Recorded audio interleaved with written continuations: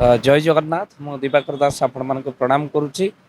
महाशिवरात्रि जागर अमृत पी जगतर जे कल्याण करचंती से होचंती देव, जे विष पी जगतर कल्याण करचंती से होचंती महादेव।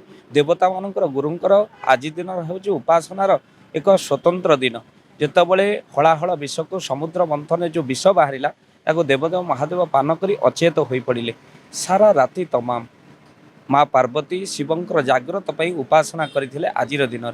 तेणु महादीप उठिबा अर्थात शिव जाग्रत हेले तो से माँ पार्वती जेहेतु जाग्रत रही शिव उपासना करते तेणु आज दिन में जो मैंने उपवास व्रत करती जो मैंने जाग्रत रही शिवों पाखे दीपटी जालती अन्य दिन मानक गोटे दीप जावा जहाँ आज दिन में गोटे दीप जावा से तेणु प्रकृत में शिवंकर कृपा प्राप्ति करने आज दिनटी विशेष महत्व रही। तेणु शिव कहले मंगलमय जो मैंने मंगल चाहूँगी से निश्चिंत भाव में आज दिन महत्व विशेष रही।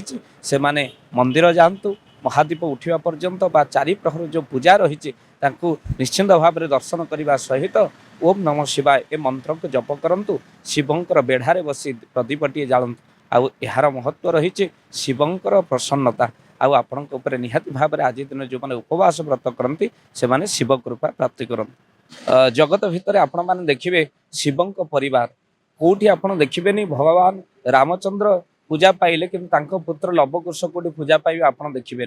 कृष्ण पूजा पाइले किंतु कृष्णंकर पुओ सांबंकर पूजा गोटे थर केवल करे सांब दशमी दिन तापर कोटी सांबंक मंदिर नाही किंतु देवदेव महादेव पूजा पाउचंते तांको पुत्र गणेश कार्तिक समस्ते पूजा पाउचंते। यार अर्थ जोठी जोगी होचंती देवदेव महादेव अर्थात जोठी परिवार पूजा पाउचंते तो सेठी आपण माने देखिबे जोगेश्वर होचंती देवदेव महादेव।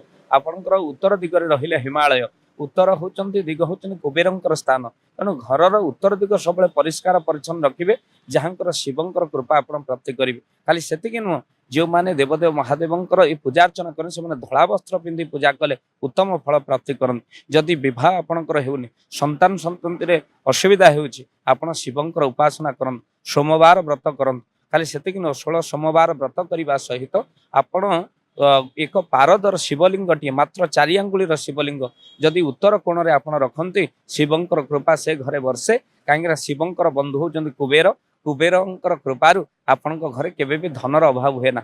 शिव होचंती एक आश्चर्यमय ठाकुर आपण देखिए जंजाल को से जटा कर गंगा अनवरत तांका मस्तक रे बहुची। यार अर्थ मुंड को सबले जो माने ठंडा रखते से माने शिव कृपा पान पुणी आम शिवंक मस्तक रे सबले जल चढ़ऊ ए हस्त को पानी कहते ये पानी जो दिन पितामाता सेवा करे लागे लिंग कहले पुरुष भग कहले माँ जो माने माता पिता सेवा करते तांकरी उपरे शिव प्रसन्न रुहंती। तेणु ये हस्त को निश्चिंत भाव में माता पिता सेवा लगेले शिव प्रसन्न हूँ। शिवंकर अतिशय पुष्प जहाँ नागचंपा काठ चंपा ता सहित गयस दुदुरा आउ केतकी यह हूँ शिवंकर अतिशय प्रिय।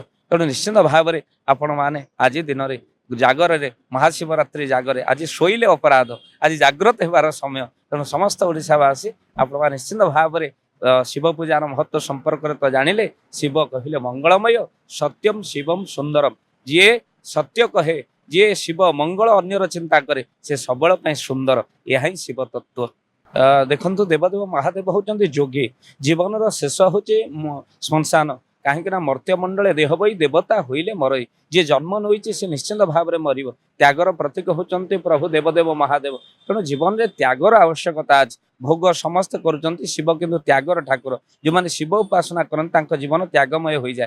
तेणु आपण गृहस्थ जीवन भितर जी त्याग न करें संस्थान को थरे अधे जातु देखिए आपण मन भर वैराग्य आसीज आउ जो वैराग्य आपणकर आसो ताहा निश्चिंत भाव में कल्याणकारी हम। तेणु शिवं को देखिले एक प्रकार वैराग्य आसी जाए। तेणु से होचंती श्मशानवास जीव मरीगला पोड़ा हुए से भस्म को शिव धारण करन जगत को कही शेष केवल 2 मुठा पाउंस जे अंगीकार कर देवदेव महादेव।